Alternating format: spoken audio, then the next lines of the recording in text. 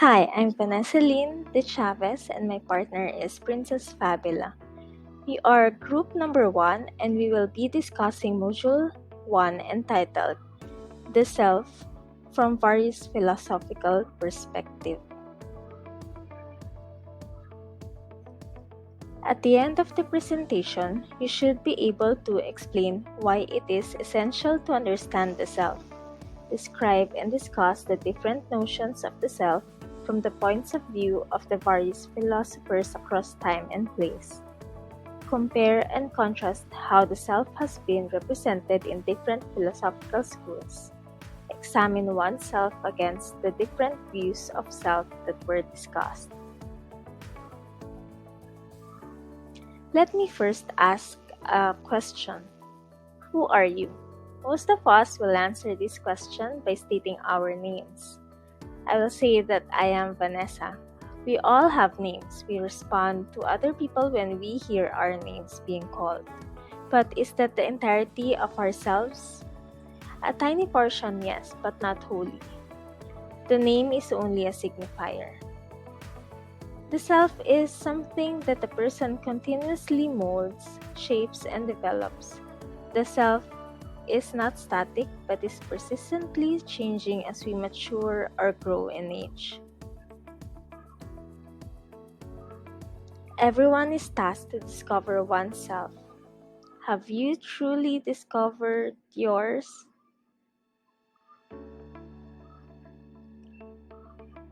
Princess and I will discuss the philosophers from ancient times to the contemporary period who significantly contributed to our perspective and views on the self.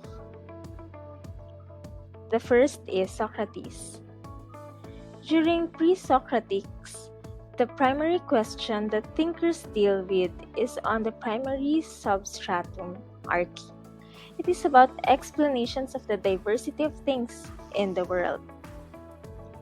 Philosophers like Thales, Pythagoras, Parmenides, and others were concerned with explaining what the world is made of, why the world is so, and what explains the changes that were observed around them. Socrates deviated from this common issue. He was the philosopher who provided a systematic questioning about the self. For him, the true task of a philosopher is to know oneself, and he affirmed that the unexamined life is not worth living. Socrates was tried for allegedly corrupting the minds of the youth and for impiety, or the lack of reverence, especially for God.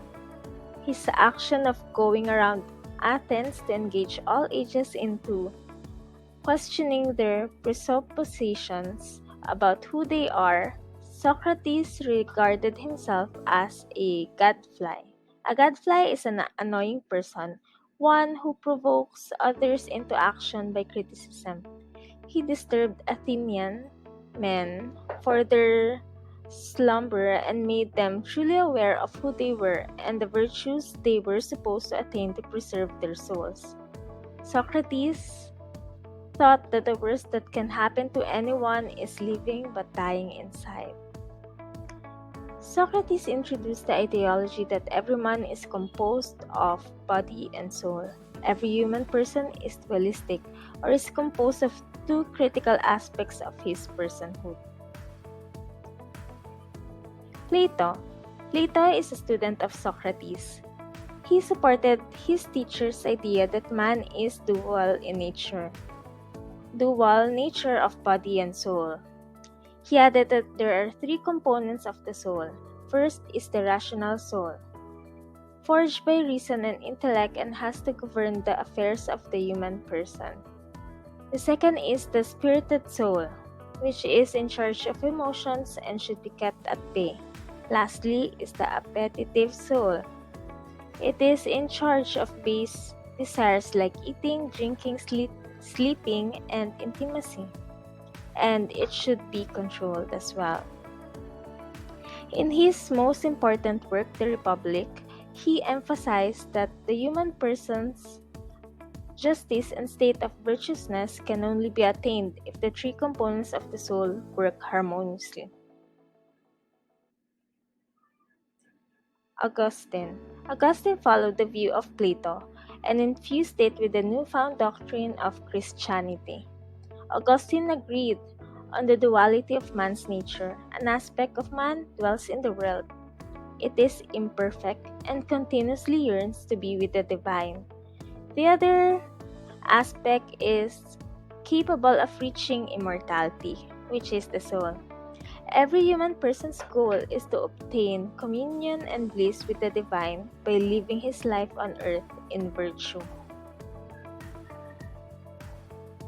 Next is Thomas Aquinas.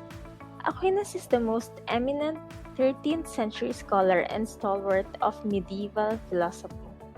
Adapting some ideas from Aristotle, Aquinas said that indeed man is composed of two parts, matter and form.